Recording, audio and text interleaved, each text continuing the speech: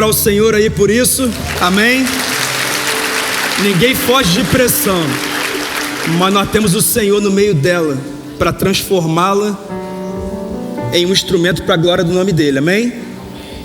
Eu queria pedir para que você abrisse a sua Bíblia no segundo livro dos Reis, no capítulo de número 13.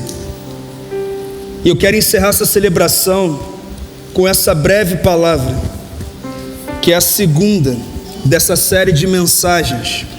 Segundo livro dos Reis, no capítulo 13, a partir do verso de número 14. Eu quero ler com você esse texto. Diz assim a palavra do Senhor: Ora, Eliseu estava sofrendo da doença da qual morreria. Então Jeoás, rei de Israel, foi visitá-lo e, curvado sobre ele, chorou, gritando: meu pai, tu és como os carros e os cavaleiros de Israel. E Eliseu lhe disse: traga um arco e algumas flechas. E ele assim fez. Pegue o arco em suas mãos, disse ao rei de Israel. Quando pegou, Eliseu pôs suas mãos sobre as mãos do rei e lhe disse: abra a janela que dá para o leste e atire. O rei o fez, e Eliseu declarou: esta é a flecha da vitória do Senhor, a flecha da vitória sobre a Síria. Você destruirá totalmente os arameus em Afeque. Em seguida Eliseu mandou o rei pegar as flechas e golpear o chão. Ele golpeou o chão 3 vezes e parou. O homem de Deus ficou irado com ele e disse: você deveria ter golpeado o chão 5 ou 6 vezes. Assim iria derrotar a Síria e a destruiria completamente. Mas agora você a vencerá somente 3 vezes. Que o Senhor nos revele a sua palavra, amém? Meus irmãos, essa é a segunda palavra de uma série de mensagens em que o nosso objetivo é conectar o que hoje acontece no mundo, através da Copa do Mundo, com princípios e valores da palavra de Deus para a minha vida, para a sua vida. Nós sabemos que a nossa vida vai muito além dos 90 minutos ou 39 dias de uma competição global. Nós sabemos que nós não vamos ganhar todos os jogos da nossa vida, porque às vezes o que nós precisamos é exatamente uma derrota, ou às vezes aquela derrota é consequência de decisões que tomamos que não tiveram aprovação de Deus. Mas mesmo assim, há uma certeza que nós precisamos entender nessa noite. Tem algumas derrotas que nós temos enfrentado que não fazem parte do plano de Deus. Está faltando uma postura, não apenas na nossa vida pessoal, mas principalmente na nossa vida cristã. No domingo passado nós falamos sobre jogar sob pressão. E a gente tem que entender que às vezes vai jogar sob pressão mesmo, mas vamos ser sinceros, jogar sob pressão o tempo inteiro, se defendendo o tempo inteiro, com medo de tomar o gol o tempo inteiro, não é isso que Deus tem para mim e para você na vida cristã não, irmãos. Ele quer que nós tomemos a iniciativa, que nós joguemos para ganhar, que nós joguemos para avançar, que nós joguemos para crescer, que nós joguemos para ter uma vida cristã vibrante. Não uma vida em que nós não temos lutas, mas uma vida em que nós vemos o Senhor sendo glorificado em cada estação que nós vivemos. E é exatamente sobre isso que nós vamos falar hoje. Jogando para ganhar. Esse é o tema dessa palavra. Porque talvez algumas pessoas estejam mais com medo de perder do que com vontade de ganhar. E hoje o foco é trazer esse entendimento, porque o que eu percebo é que às vezes na vida cristã algumas pessoas vivem numa zona segura, uma zona onde eu faço algumas coisas que Deus me chamou a fazer, mas eu não faço todas. Eu obedeço a Deus em alguns níveis e momentos, mas eu não obedeço a Deus em todos os níveis e momentos. E é por isso que a realidade da vida de algumas pessoas ainda é uma realidade aquém, porque não querem se entregar mais, não querem aprofundar mais o seu relacionamento com Deus, não querem ter experiências maiores e mais profundas com Deus, não querem sair de áreas que controlam na sua vida espiritual e ministerial, porque não querem ser esticadas para um outro nível. E da mesma forma isso acontece na nossa vida pessoal. Quantas pessoas que até permanecem no casamento, mas não acreditam mais num casamento extraordinário, até atuam no ministério, mas não acreditam mais no ministério extraordinário, até acreditam que Deus pode fazer algumas coisas na sua saúde, nos seus relacionamentos, mas não jogam, não vivem como se pudessem viver a plenitude das promessas de Deus. É sobre isso. E talvez a pergunta que nós precisemos fazer nessa noite seja: será que você tem jogado para ganhar ou se acostumou a aceitar qualquer resultado? Qualquer resultado tá bom, independente se era o resultado que Deus queria que eu alcançasse naquele momento. Será que existe alguma área da sua vida em que você diminuiu a intensidade porque concluiu que não dá para alcançar algo maior? Se Deus avaliasse hoje a sua resposta às oportunidades que Ele tem colocado à sua frente, Ele encontraria intensidade ou acomodação? E por último, se Deus medisse a sua intensidade espiritual hoje, encontraria alguém lutando por mais de Deus ou alguém satisfeito com os resultados parciais que já alcançou? São algumas perguntas que nós temos que responder, e esse texto nos ajuda a responder essas perguntas. Porque no segundo livro dos Reis, no capítulo 13, nós temos um momento caótico na história de Israel. Os sírios haviam se tornado a potência mais forte daquela região e constantemente atuavam contra Israel, ao ponto de humilhar Israel a um nível tão assustador, que o texto conta no capítulo 13, que o exército de Israel foi reduzido a apenas 50 cavaleiros, apenas 10 carros de guerra e 10.000 soldados de infantaria, o que para os padrões bélicos da época era algo irrisório, insignificante. Se tornou um exército fraco, limitado. Na verdade, a fase que Israel vivia não era uma fase de força, mas era uma fase de sobrevivência, como muitas pessoas estão vivendo hoje, uma fase de sobrevivência. Estão sobrevivendo, não estão avançando, crescendo e vivendo os propósitos de Deus. Israel era como uma seleção que chega na Copa do Mundo sem os principais jogadores e de cara já tem que enfrentar a maior potência mundial no futebol.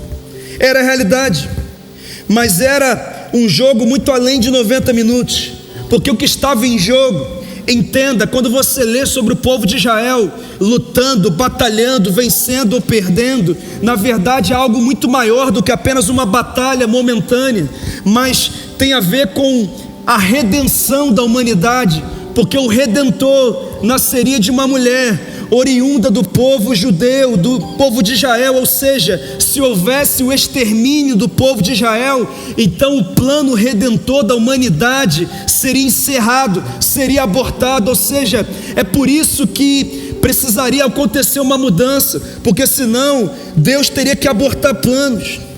Mas irmãos, o cenário pior ainda mais, porque o rei de Israel era Jeoás. E pensa num cara que foi colocado no trono, mas não tinha compromisso nenhum com Deus. Ele fez o mesmo que o seu pai fez. Ele simplesmente continuou vivendo nos mesmos pecados que os reis anteriores estavam vivendo. Ele não tinha compromisso com Deus. E com certeza o sentimento de alguém que não tem compromisso com Deus é: não adianta eu clamar a Deus, porque Ele não vai me ouvir. Não adianta eu buscar a Deus, eu nem tenho compromisso com Ele, eu nem tenho interesse em ter um relacionamento com Ele, por que Ele me ouviria? Mas eu vou te dizer, o pior de todos os detalhes daquele cenário é esse aqui que eu vou falar. Eliseu, o maior profeta daquela geração, sobre quem Deus havia depositado porção dobrada do espírito profético que estava sobre Elias, estava doente, velho, e aquela doença era uma doença de morte, ou seja, ele iria morrer. E eu queria que você entendesse o que significa um profeta no Antigo Testamento. O profeta era, na verdade, muito mais do que um líder espiritual, uma referência espiritual. Ele era a proteção espiritual do povo. Eliseu era uma espécie de arma secreta de Israel. A Bíblia conta que às vezes reis e exércitos inimigos tramavam suas estratégias contra Israel, às vezes no palácio, às vezes o rei falava coisas no quarto dele. Deus ia lá e contava para Eliseu, dizia: esse aqui é o plano do inimigo. Eliseu ia até o rei de Israel e dizia: olha aqui, é isso que o inimigo está planejando. Quem te contou? Foi Deus que me contou. Essa proteção espiritual estava próximo a morrer. Então Jeoás chega na casa de Eliseu para se despedir dele, e ele diz: meu pai, eras como os carros e cavalos de Israel. Eu sei que agora chegou o fim da sua vida, e para ser sincero, eu acho que da minha e do meu povo também. Ele chega derrotado, ele chega se defendendo, ele chega torcendo para o juiz apitar logo o final do jogo, que nem aquele time que já está tomando de 5 e fala: é melhor terminar logo, porque senão vem o sexto, vem o sétimo gol, vai ficar mais feio ainda. Mas quando ele chega na casa do profeta, o profeta diz: ô Jeoás, pega um arco, pega algumas flechas, abre a janela que dá para leste na direção da Síria e atire a flecha. O texto conta que Jeoás faz exatamente isso. Ele pega o arco, pega as flechas, pega uma delas, atira a flecha, ela passa pela janela, cai no chão, e Eliseu fala: essa é a flecha da vitória do Senhor. Deus está entregando a Síria nas suas mãos. Deus está mudando o cenário agora. É o que vai acontecer, meu irmão. O cenário começa a mudar. Então Eliseu fala: agora lança o restante das flechas, golpeia no chão. Ele pega, golpeia a primeira no chão, golpeia a segunda no chão, golpeia a terceira no chão, mas por algum motivo ele para. Havia umas flechas, mas ele parou. E o texto conta que Eliseu ficou irado. O profeta ficou revoltado. Ele disse: eu disse que Deus liberou a vitória, eu disse para você golpear o chão com as flechas, você golpeou até a terceira, e tem mais flecha aí, você parou. E por que você parou? Porque você não tomou posse dessa palavra. Então você só vai vencer na mesma medida que você acreditou. Você acreditou para 3 flechas, então você terá 3 vitórias sobre a Síria, mas depois não vai ter mais vitória não. Irmão, o problema era de intensidade. Então o texto conta que foi exatamente isso que aconteceu. Ele teve 3 vitórias e não mais venceu, porque às vezes nós vivemos menos do que Deus deseja que nós vivamos. Sabe por quê? Porque nós lançamos a primeira, a segunda e a terceira e paramos de lançar. E sabe, querido, se você chegou aqui e você parou pela metade, a direção do Senhor é a seguinte: já que você está aqui, então entenda uma coisa, eu não te disse para parar, eu te disse para continuar golpeando o chão, lançando flechas, a primeira, a segunda, a terceira, todas elas, até que eu entregue a Síria nas suas mãos. Essa é a direção do Senhor. Alguém recebeu aqui, entendeu, em nome de Jesus? É sobre isso: jogar para ganhar, lançar todas as flechas. 3 não são suficientes, você precisa lançar todas elas em nome de Jesus. Ah, meus irmãos, essa palavra é para aqueles que estão vivendo menos do que deveriam estar vivendo. Essa palavra aqui não é Deus dizendo que você vai ganhar todos os jogos. Essa palavra não é Deus dizendo que Ele vai fazer tudo aquilo que você quer. Essa série não é sobre Deus se curvando às nossas vontades, aos nossos desejos, às nossas inquietações. Essa série é sobre Deus dizendo: olha aqui, às vezes você está aceitando viver algo muito aquém daquilo que eu tenho para você. Então essa série é uma série de posicionamento. Deus está alinhando a igreja. Deus não te chamou para jogar para perder, Ele te chamou para jogar para ganhar, em nome de Jesus. E eu quero tirar aqui alguns princípios e nós vamos orar. E o primeiro princípio é: o placar atual nem sempre representa o resultado final. Nos versos 14 a 17 está o início do relato que eu acabei de contar. Um início importante e exatamente semelhante ao que acontece no futebol, porque no futebol tem uma máxima que diz que o jogo só termina quando o juiz apita. É por isso que tem time que com 10 minutos de acréscimo, ainda está lutando pelo gol, porque entendeu, se não acabou o jogo, ainda dá para mudar esse resultado. Ou seja, tem uma postura de resiliência, de perseverança. É por isso que alguns times vivem grandes viradas. E meus irmãos, eu já li esse texto acho que umas 30 vezes nessa semana. E eu estava preparando o sermão e eu tive que mudar o primeiro ponto, porque lá pela vez 25 ou 26 que eu li esse texto, eu entendi uma coisa. Quando Jeoás chegou na casa de Eliseu, ele não chegou lá para pedir para Eliseu fazer uma oração para que a Síria fosse derrotada. Ele não chegou lá pedindo para Eliseu liberar uma palavra de vitória, de mudança de cenário. Não, Jeoás chegou ali para se despedir de Eliseu. Ele chegou ali derrotado. Ele chegou ali já entendendo que o placar ia ser aquele mesmo, que o resultado final ia ser aquele mesmo. A Síria estava humilhando Israel. O reinado dele ia ser marcado por humilhação, por desespero, por quebra, por perda, por derrota. Ele não pediu ao profeta: profeta, antes de morrer, por favor, me dá uma palavra aqui, me dá uma direção aqui. Ele chegou derrotado. Ele aceitou que o placar atual representava o resultado final. Foi o que aconteceu ali. Era essa a realidade de Jeoás. Foi para isso que ele foi ali. E meus irmãos, eu entendo por que Jeoás chegou dessa forma, porque ele era um homem carnal, e a Bíblia diz que somente o homem espiritual discerne as coisas espirituais.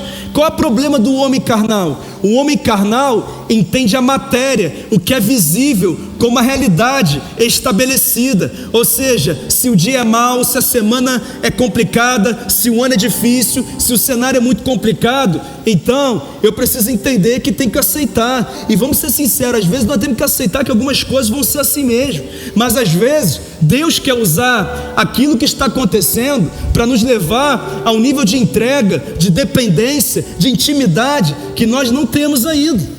Às vezes Deus quer nos dar uma vitória que nós nem acreditamos que possa acontecer. E mais importante do que isso é que Jeoás não estava entendendo. Ele estava entendendo que o trono no qual ele havia sido colocado era sobre ele, mas ele não entendeu que tudo aquilo ali era sobre o processo de redenção da humanidade. Então quem não ia deixar o placar terminar dessa forma era Deus, porque Deus não pode perder, irmão. Deus não perde, irmão. Deus não perde.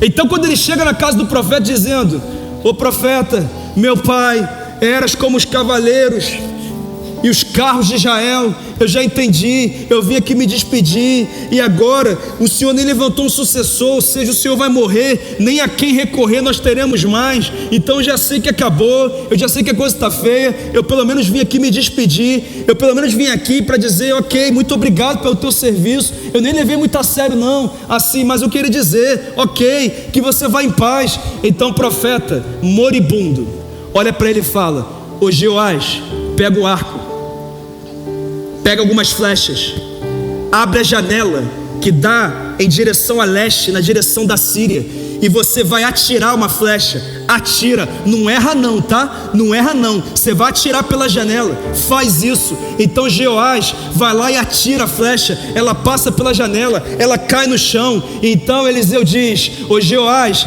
essa é a flecha da vitória do Senhor. O Senhor está entregando a Síria, Ele está entregando vitória. Você vencerá completamente os arameus.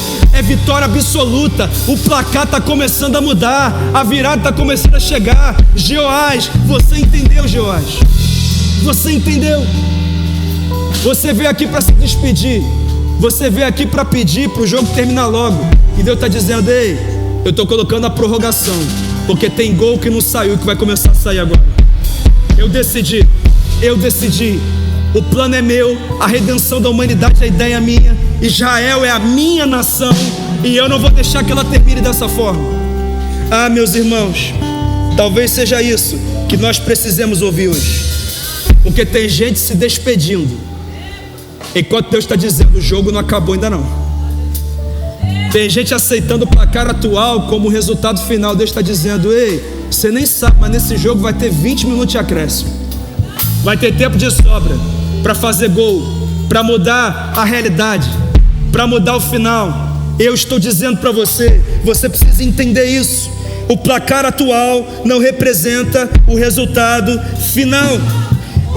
Mas, irmão, nós temos que entender isso, porque muitas pessoas estão achando que o esfriamento da sua fé representa o fim da sua caminhada com Deus. Acabamos de ter um testemunho aqui, alguém que chegou frio aqui ontem e saiu daqui pegando fogo, irmãos.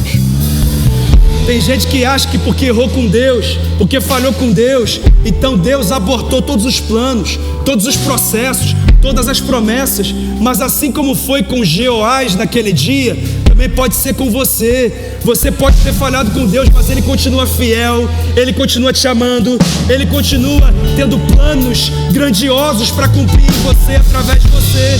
Então o que Ele está dizendo é: abre a janela, pega o arco, pega algumas flechas e atira, porque essa é a flecha da vitória do Senhor.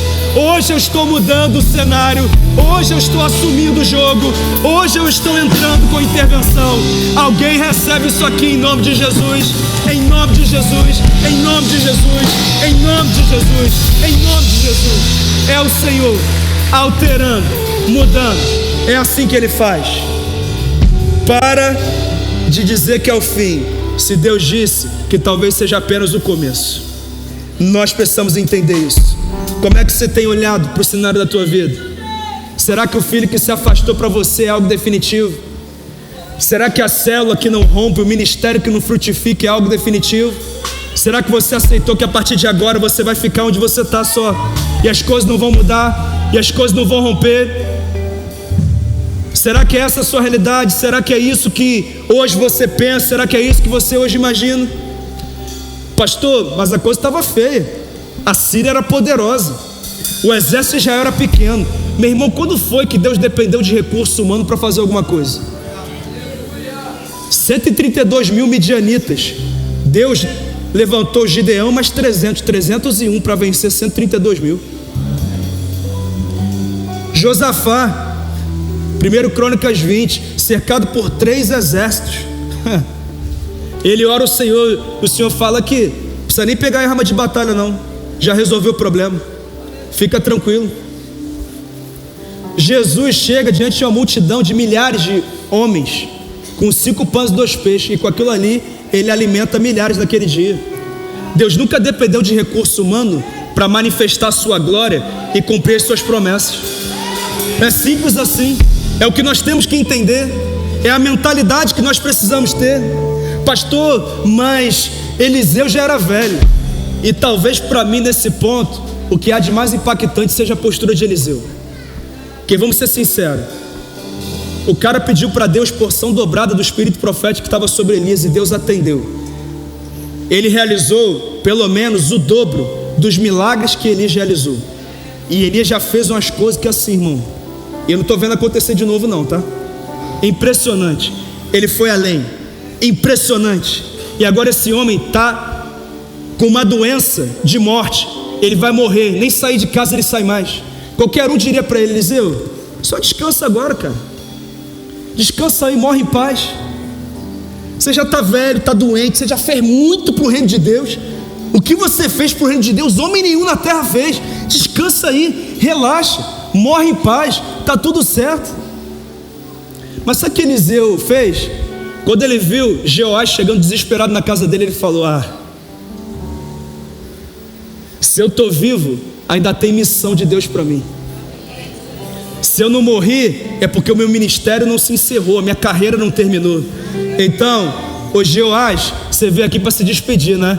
Que bom que você está me dando a oportunidade de mais uma vez ser usado por Deus antes que Ele me leve dessa terra. Então pega o arco, pega algumas flechas, abre a janela na direção de leste e atira a flecha.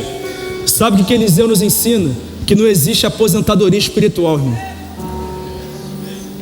Ele nos ensina que não existe uma condição de vida em que eu posso dizer: Deus, eu já fiz muito, e agora como eu já fiz muito e a minha condição é limitada, então eu vou só esperar a morte, eu vou só esperar, eu vou só desfrutar dos momentos finais da minha vida. Meu amado irmão, minha amada irmã, eu não sei em que etapa da vida você está, mas Eliseu estava no final, e ele entendeu que até no final ele precisava continuar jogando para ganhar. Ele precisava continuar sendo usado por Deus. Ainda tinha mais algo para Deus fazer na vida dele e através da vida dele. Moisés foi chamado para o maior momento da sua vida aos 80 anos de idade. Caleb tinha 85 anos e chegou para Deus e fala: me dá essas montanhas aqui. Ele pediu para conquistar montanhas com 85 anos, irmão.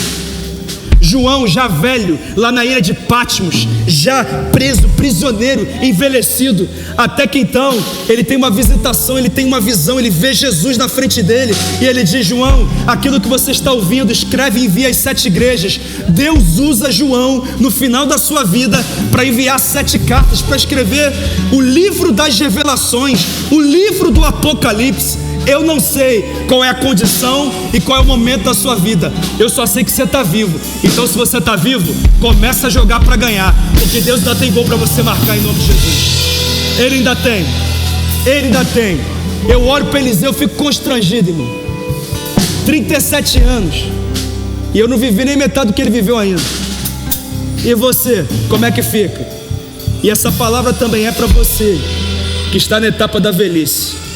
Eu creio que você é um Caleb dessa geração, você é um Eliseu dessa geração, você é um Moisés dessa geração. Deus ainda quer te usar. Ah, pastor, não tem a mesma vitalidade. Eu sei, você não precisa. O que você tem, com o que você tem, na condição que você está, Deus quer te usar. Ainda tem flecha para ser atirada através da sua vida, amém? Em nome de Jesus, receba essa palavra, amém? Amém. Entenda isso. Existe uma diferença entre diminuir o ritmo físico e diminuir a paixão espiritual. Não permita que isso aconteça, em nome de Jesus. Mas em penúltimo lugar, eu aprendo nesse texto que a intensidade de hoje influencia a extensão das vitórias de amanhã. Vamos ler os versos 18 e 19, por favor.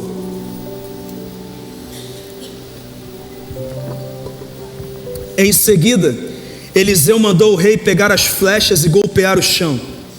Ele golpeou o chão 3 vezes e parou. O homem de Deus ficou irado com ele e disse: você deveria ter golpeado o chão 5 ou 6 vezes.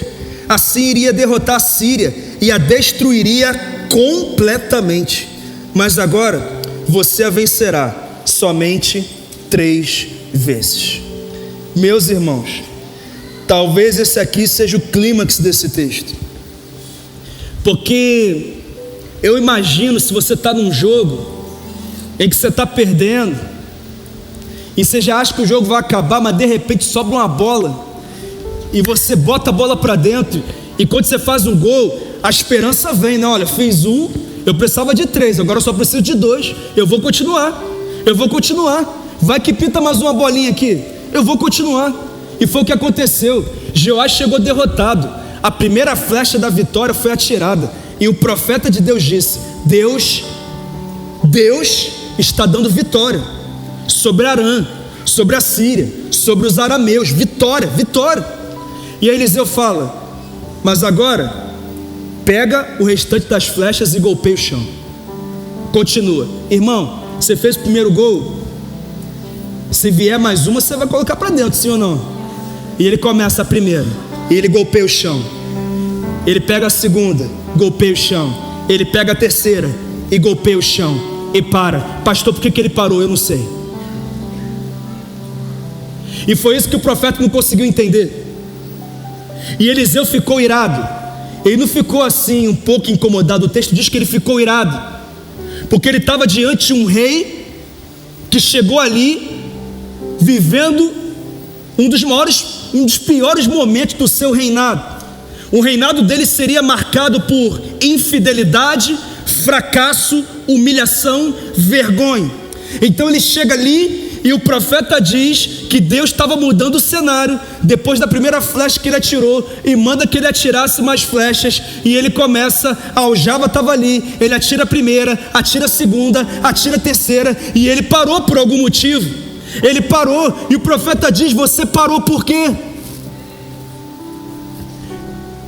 Eu mandei você golpear o chão e você parou. Você deveria ter golpeado 5 ou 6 vezes, porque assim você venceria a Síria completamente. Mas porque você só golpeou 3 vezes, você só vencerá 3 vezes. 3 vezes. Sabe por quê, irmãos? Porque às vezes Deus nos chama a fazer mais e nós estamos aceitando fazer menos. Deus nos chama a viver mais e nós estamos aceitando viver menos. A nossa intensidade não acompanha a revelação de Deus. A intensidade que nós entregamos não acompanha a revelação que Deus tem nos entregado. Deus tem nos chamado para golpear o chão, quantas vezes forem necessárias. Pastor, quantas vezes ele deveria ter golpeado? Irmão, se ele disse que é vitória, eu vou golpear até as flechas terminarem, até o final. Toda bola que sobrar eu vou bater para o gol. Eu quero ganhar o jogo, eu quero vitória. Eu não quero assim ganhar o jogo não, eu quero ganhar a Copa. Eu quero ser campeão do mundo.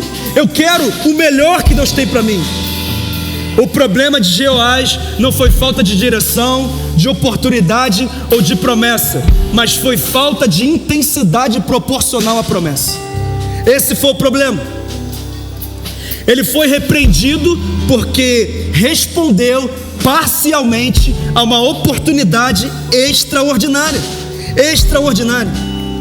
E talvez aqui esteja um dos maiores problemas da vida cristã, porque algumas pessoas não apostataram da fé, não pararam de ir à igreja, mas quando vão falar sobre a sua vida cristã, só falam do mínimo que estão fazendo. Ah, porque eu vou à igreja. Ah, porque eu assim até vou na célula. Ah, eu até sirvo em uma escala, em algum dia da igreja, eu até faço alguma coisa.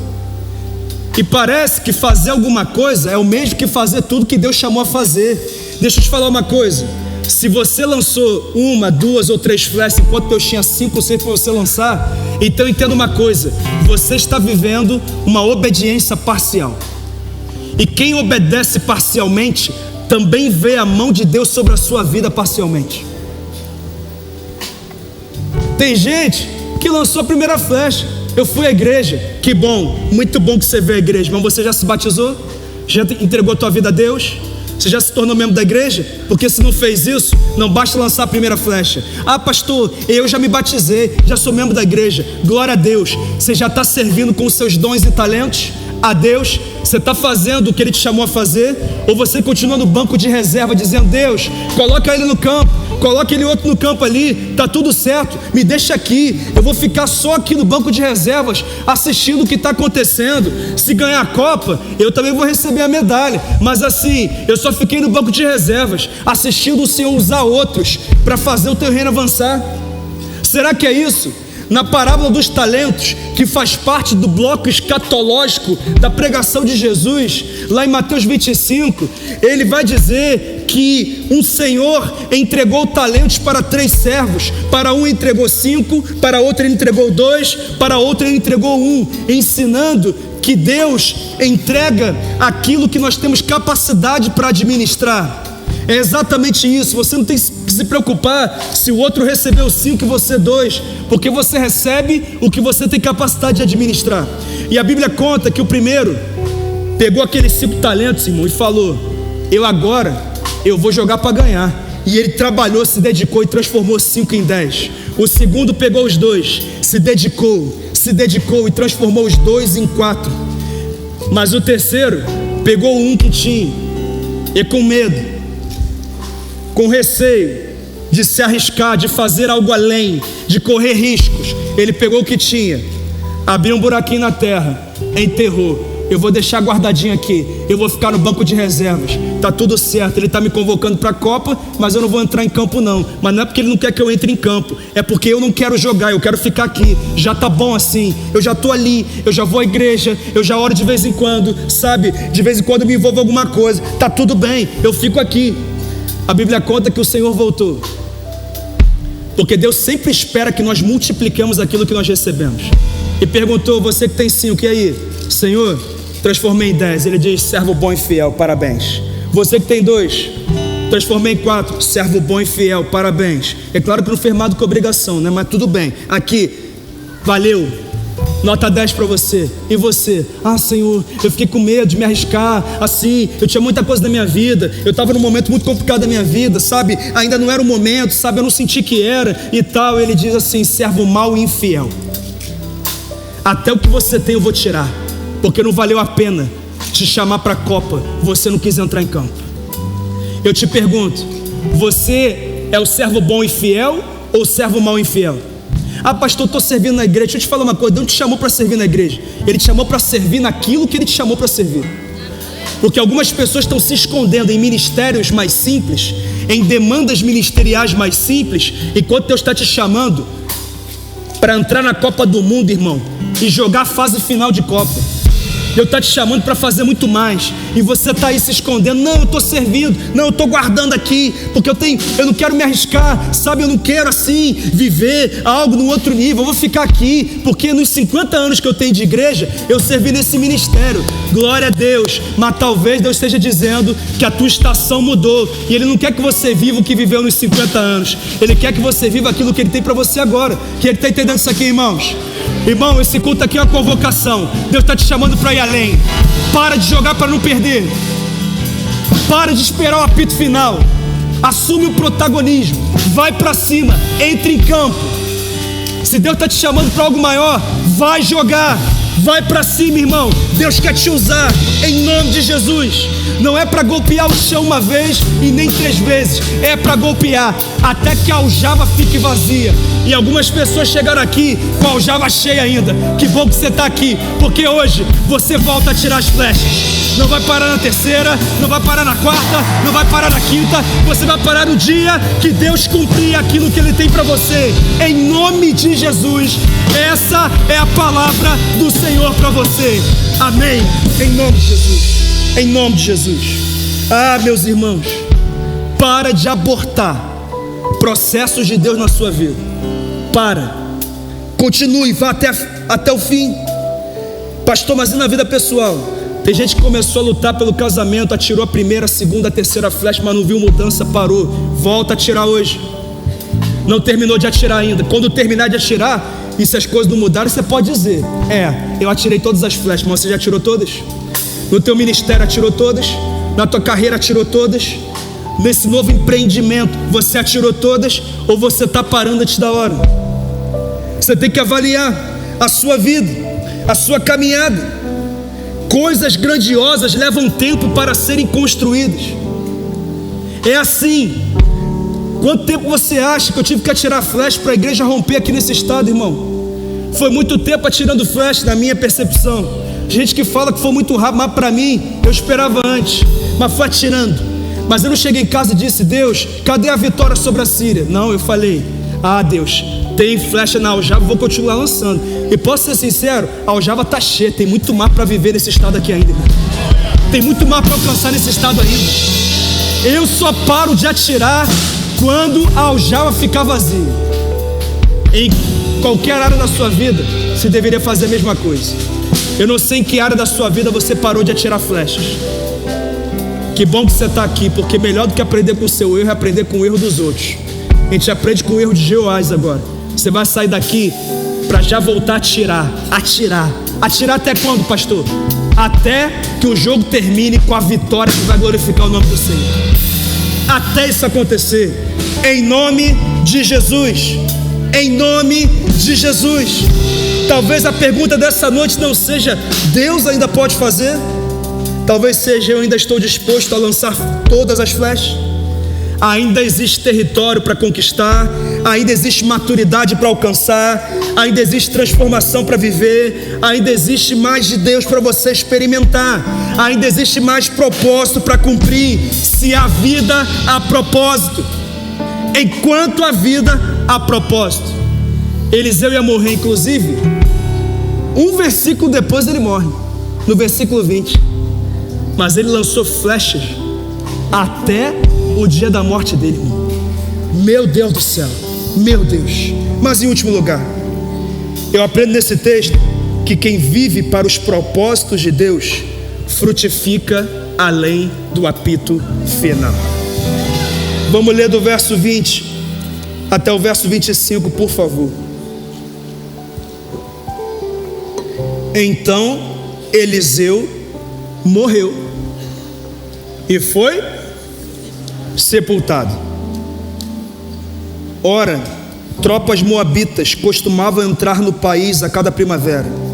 Certa vez, enquanto alguns israelitas sepultavam um homem, viram de repente uma dessas tropas Então jogaram o corpo do homem no túmulo de Eliseu e fugiram. Assim que o cadáver encostou nos ossos de Eliseu, o homem voltou à vida e se levantou. Você leu o que eu li aqui, irmão?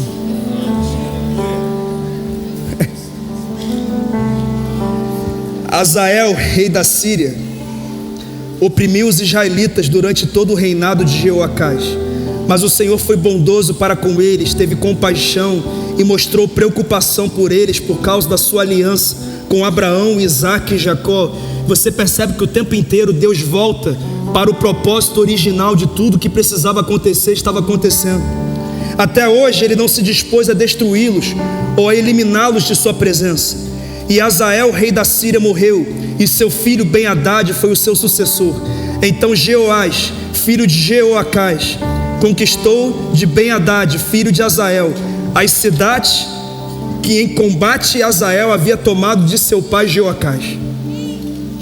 3 vezes Jeoás o venceu. Quantas vezes? E assim reconquistou aquelas cidades israelitas. Irmãos, o texto conta que aquilo que Deus disse que ia acontecer, aconteceu. O rei Hazael, que era o rei da Síria, morreu e foi sucedido por Ben-Hadad. E o rei Jeoás de Israel tomou de volta os territórios que haviam sido tomados pela Síria. Venceu quantas vezes? Quantas vezes Deus disse que ia vencer? Era isso que Deus queria fazer? Por que foram 3? Porque Ele só lançou? O que eu quero dizer é que tem gente dizendo: só aconteceu isso porque era vontade de Deus. Às vezes isso é até verdade, mas tem vezes que o que aconteceu não é o que era a vontade de Deus. Aconteceu o que a tua entrega permitiu que acontecesse. Quem entendeu isso aqui? Deus queria vitória completa. Você lê o texto, você venceria a Síria completamente, mas porque você só lançou 3 flechas, você só venceu 3 vezes. O que eu quero dizer é que algumas pessoas estão dizendo que foi vontade de Deus viver algo aquém do que Deus tinha. E isso aconteceu porque faltou intensidade, faltou fé, faltou entrega, faltou resiliência, faltou perseverança, faltou entrega, faltou dedicação. É isso, foi o que aconteceu. O fim de Jeoás é um fim de vitória, mas não de vitória no nível que Deus queria dar. Você está entendendo isso? E a minha oração é para que na minha vida e na sua vida, o nosso fim não seja apenas de vitória, mas seja de vitória na proporção que Deus tem para mim e para você. É isso, é sobre isso. Mas o texto diz também que Eliseu morreu, porque homens de Deus também ficam doentes e também morrem. Essa teologia maldita da prosperidade que diz que se você é homem e mulher de Deus, toda oração que você fizer Deus vai atender, que tudo vai dar certo, todas as portas vão se abrir, que você é o campeão, que você é cabeça, não é cauda, e que agora é só vitória, é só alegria. Se você está doente, tem uma coisa errada na tua vida. Se você está com problema na tua família, no teu casamento, na vida do teu filho, no teu ministério, é porque você está errado com Deus. Ou seja, essa teologia é uma teologia diabólica, maldita, porque o próprio Jesus disse que no mundo nós teríamos aflições. Ou seja, nós precisamos passar por aflições por 3 motivos. O primeiro é porque nós estamos no mundo caído, que é consequência do pecado da humanidade, e no mundo caído tem aflições. O segundo motivo é porque Deus usa as aflições para amadurecer o nosso caráter e a nossa fé. Tem coisa que nós só aprendemos quando lidamos com a derrota. De repente o melhor que aconteceu para você esse ano foi ter sido derrotado no que você foi, porque foi ali que Deus atraiu a tua atenção e conseguiu tratar na sua mente, no seu coração, na sua vida, coisas que no meio da bonança ele não conseguia tratar. E há um terceiro motivo, porque as pessoas que ouvem você falando tanto que serve a Deus, que vai à igreja, que ama a Deus, ficam pensando assim: enquanto a vida dele está desse jeito, maravilhosa, crescendo, é muito fácil dizer que ama esse Deus, mas eu quero observar ele no dia do vale, no dia do deserto, no dia da porta fechada. Eu quero ver como é que ele age. E quando ele vê você agindo com fidelidade, com perseverança, com obediência, com maturidade, nos piores dias da sua vida, eles dizem assim: como é que é possível isso? Que nem o carcereiro disse para Paulo e Silas na prisão: vocês foram açoitados, espancados, humilhados, vocês estão aqui cantando louvor. E perguntaram: vem cá, como é que é possível isso? Aí ele respondeu: é simples, creia no Senhor Jesus e serão salvos tu e a sua casa. O que está acontecendo aqui não é, nós não fizemos assim um acompanhamento de coach que nos preparou para todo momento, não. Isso aqui é poder de Deus na nossa vida, é Espírito Santo, é a dunamis, é a glória, é a presença poderosa dele, que nos dá a paz que excede todo entendimento, a alegria do Senhor que é a nossa força, o poder do alto que se aperfeiçoa na nossa fraqueza. Isso aqui é Deus na nossa vida. É por isso que nós precisamos passar por aflições. Eliseu morreu, mas irmão, quem joga para ganhar continua marcando a história mesmo depois de morto, porque a Bíblia diz que os moabitas, na estação da primavera, costumavam chegar na terra, e tinha uns homens com um homem que havia acabado de morrer, e viram os moabitas entrando e ficaram assustados e disseram: o que a gente vai fazer com isso? O primeiro túmulo que eles encontraram, eles jogaram o homem, só não sabiam que era o túmulo do profeta. Era o túmulo do maior profeta daquela geração, irmãos. Eles não sabiam, jogaram lá. E o texto conta que imediatamente, quando o defunto, o morto, cai naquele túmulo e toca nos ossos de Eliseu, ele ressuscita, irmão. Voltou à vida e se levantou, ficou de pé. Meu irmão, essa é a diferença de quem joga para ganhar até o final da vida, de quem nunca diz: Deus, depois eu faço, ou agora não dá mais para fazer não porque a vida está difícil. Não, ele era um moribundo, estava morrendo, mas ele disse: se eu estou vivo é porque Deus ainda tem uma palavra profética para liberar. Então o Jeoás pode pegar o arco, pode pegar a flecha, mira na direção da Síria, porque essa é a flecha da vitória. Ele serviu até o final, ele se entregou até o final, ele se dedicou até o final, ele venceu no último jogo da vida dele. E depois da vida, o que ele conquistou em vida permaneceu, porque um homem morto toca nos ossos dele e ressuscita. Louvado seja o nome do Senhor. Meu amado irmão, essa palavra aqui não é apenas sobre aquilo que você vai viver nessa vida, mas é sobre o legado que vai acompanhar a tua história quando você terminar a sua existência nessa terra. Pessoas que serão impactadas com aquilo que Deus fez em você e através de você.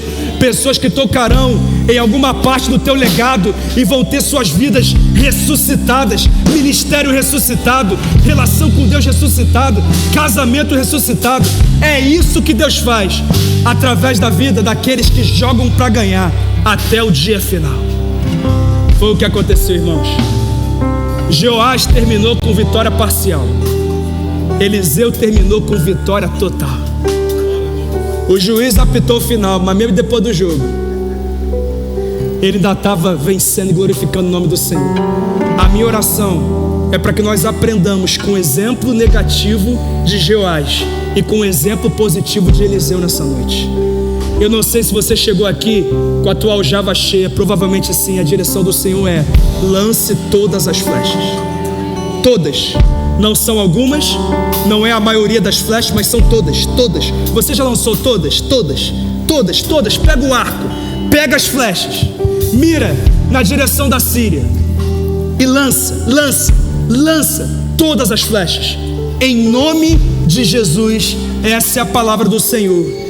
O homem de Deus está na casa, e hoje eu sou o profeta de Deus falando com você aqui. Lança todas as flechas, todas elas, em nome do Senhor Jesus. E daqui a um tempo nós vamos contemplar o nome do Senhor sendo glorificado através das atitudes que você tomou a partir de hoje. Quem recebe em nome de Jesus, louvado seja o nome do Senhor. Mas eu preciso dizer que a flecha mais importante lançada na história foi a flecha que Jesus lançou naquela cruz.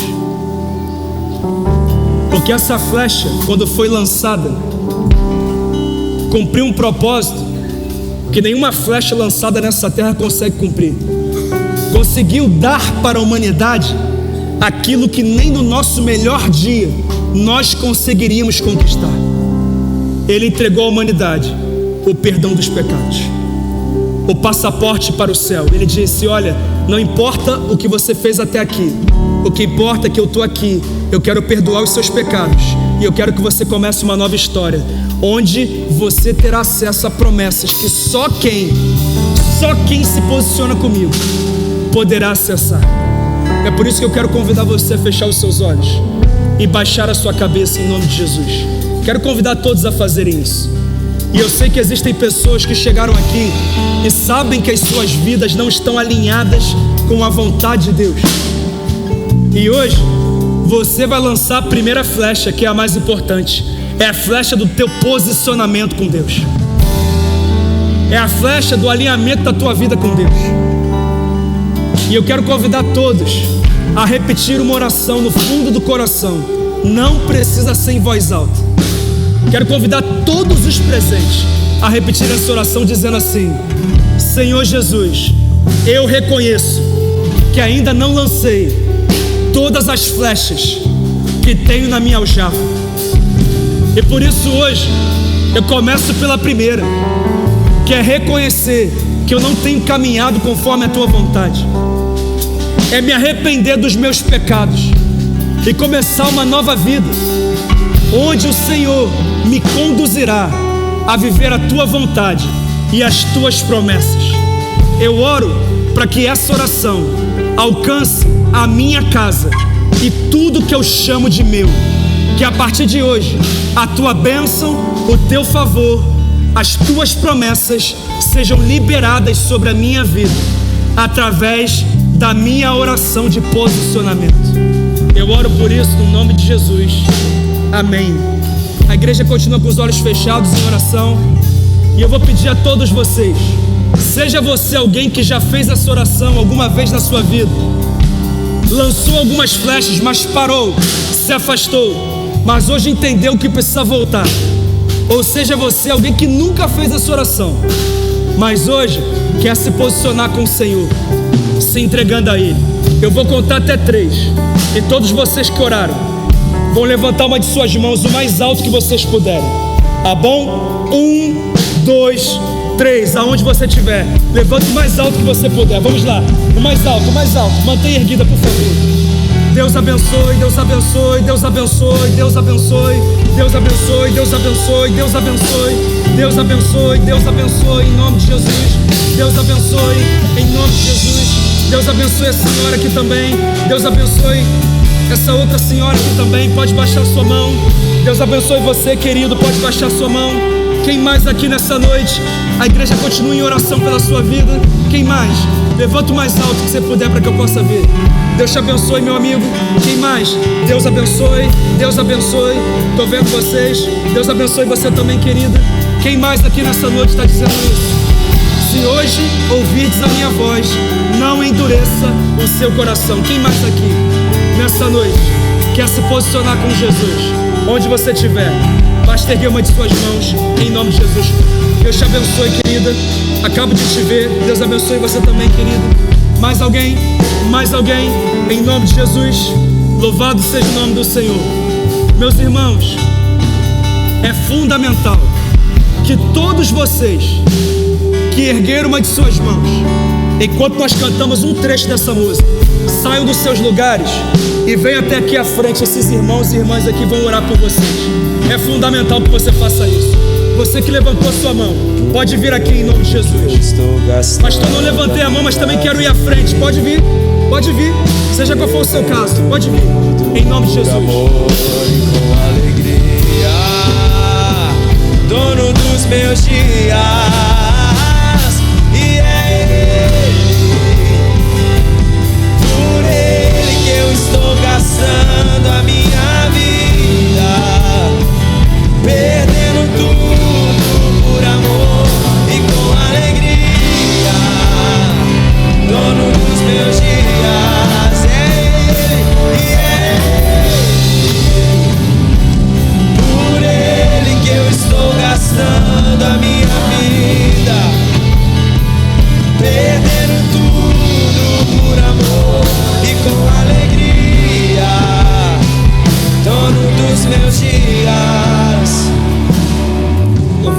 o nome do Senhor. Mais alguém? Mais alguém? Nós vamos orar por cada uma dessas vidas que hoje se posicionam aqui com o Senhor. Estenda suas mãos para cá.